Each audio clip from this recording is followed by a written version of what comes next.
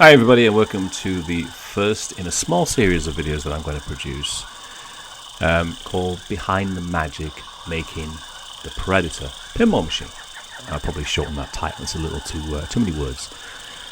So what I'm going to show you in this first video is something that can actually be used in any pinball game really, and it's how you integrate movie clips into the actual experience.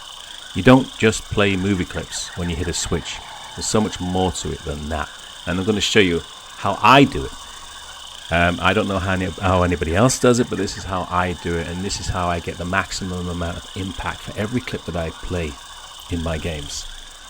So in Predator, there's a few clips that I've added over the last few days, and I'll just show you two particular clips that will be played when you hit these kill targets. These kill targets, there's 1, 2, 3, 4, there's 5 kill targets.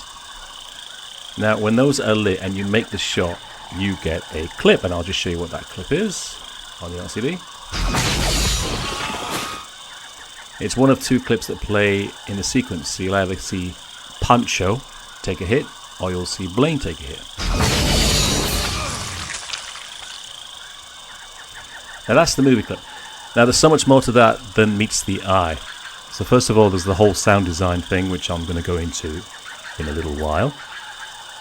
What I want to do is I wanted to show you the clips without any integration. So you'll see that the playfield isn't doing anything when the clips play. So watch them again. Nothing happening, just playing a clip. Nothing happening, just playing a clip. Now that doesn't work for me. So I've got to make that clip integrate with the action on the playfield, specifically the lighting. So let's see it with a coordinated lighting sequence. And the second one.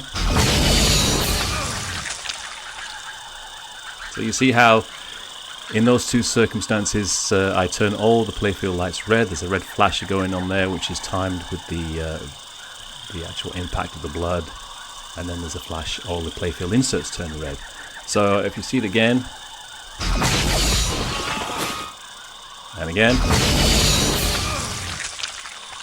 okay, so that's how you integrate movie clips. And you have to do that for every movie clip. You can't just play a movie clip. In some circumstances you can get away with it, but in other areas of the game I have a firefight, what I call a firefight sequence, which is this thing here. So firefight is activated. It's like a hurry up when the left or right in lanes are lit, and they're lit from completing these little bullets here, these little ammo targets. There's 4 of those. So when you spell ammo, you like firefight. When you activate firefight, you have a hurry up where you have to make a specific shot, and when you make that shot you get like a clip of a firefight, which again is coordinated to the action on the playfield. And I'll show you a clip of that.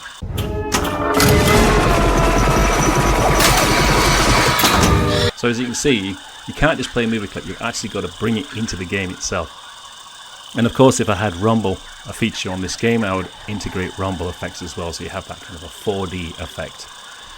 Okay, so I'm going to come out of the editor and I'm going to show you some behind the scenes stuff. Alright, so what I'm going to do is I'm going to show you the clips as they appear in the film, raw edits. So let's see Pancho first. Sounds very close to what I actually used in the game. And then let's have a look at the Blaine kill. Now you see the sound is different. So I couldn't use that. Sound effect from the film in Blaine's kill because there's 2 sound cues. If you listen for the first sound cue, which is when he gets hit from behind, and then there's a second sound cue when he drops. So there's 2 sound cues. Listen to the sound cues again. First sound cue, second sound cue. So I can't use that because there's 2 sound cues that doesn't match with the game. So I have to manufacture a new sound effect that plays in the game. So what I did is I went back to the Poncho clip. Now this is the audio from the actual film. Now if you listen to the sound cue is straight away. It's like Chan, and then you get the shot. So listen to the sound cue at the beginning.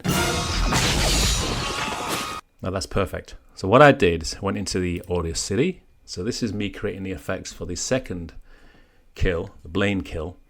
So what I did is I used a section of Poncho's kill, which is the sound cue, and then the laser blast, And then I added an element here from the actual Blaine footage where he takes the hit and he groans.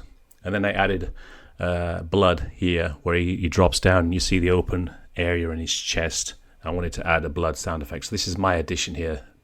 So when you play the elements separately,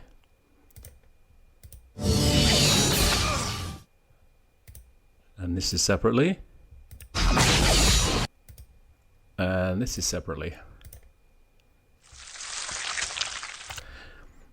Now, when you play them all together at the same time, and again. So that's what I created for Blaine's kill. And you have to do that. Sometimes when you take a movie clip from a film, the sound that comes with it in the film isn't good enough for a pinball game. It's got to have more punch. So that gives you an example of how I not only integrated those two clips into the game, but also how I enhanced the audio design. And in the script, I'll show you where it was in the script.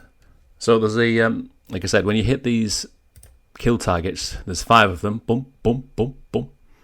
If you make that shot, it's a hurry up, so you'll see, like, I think it starts at 35,000, it rapidly counts down. You've got to make it within 10 seconds to get the pred kill. And what I've done is I've chosen 2 clips to show, and they play in a sequence. So KC is my identifier, KC here, which just basically means play this one first, then this one, then go back to this one, then this one. So it's like it plays in a loop, so you don't get the same one playing this all the time. So it's like it alternates between the 2 clips. Now this green stuff here is an idea, an old idea, so that's why it's green. The computer doesn't recognize anything that's green.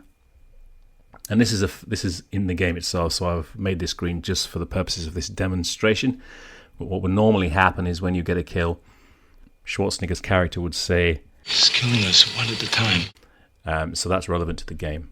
Now, what I do is I add a sequencer here, a sequence of lights. So I turn all the plastic lights off. Basically, that means I turn off all GI, so the whole playfield goes completely dark. Then I turn all the lights red, so this all PF red means I'm taking control of the LED lighting, and everything turns red. All the inserts turn red, all the flashes turn red. And I've set this timer of 2 seconds, so after 2 seconds it all goes back to normal. But in those 2 seconds, we're going to play a sequence of the playfield blinking once for 400 milliseconds, then blinking rapidly 5 times at 75 milliseconds. And at the same time, there's a flashes sequencer, which is a sequencer that contains all the flashes, doing the same thing, blinks 1 for 400 milliseconds, and then 6 times at 55. So it's a rapid flash. So that all happens. That's me programming this sequence to exactly match what's happening on the screen. And this is how you create the most immersive movie-themed pinball games ever. And so that's what I'm working on at the moment. I'm adding movie clips. There's a whole bunch I've added already, and I need to add a few more, and then this game should be done. So I thought that would be quite an interesting thing to see as I'm working through this process, to see exactly how I make my games so immersive. And that's why I call it total immersive gameplay, which means we have the entire soundtrack to use. We don't use in-house composers. Everything that you hear and see in this game is entirely from the movie. And that's what makes it a total immersive gameplay experience. Okay, well, thanks for watching my little video. I will produce another one in a short while, where I'm going to show you how I made that wonderful minigun using primitives. Okay, toodaloo.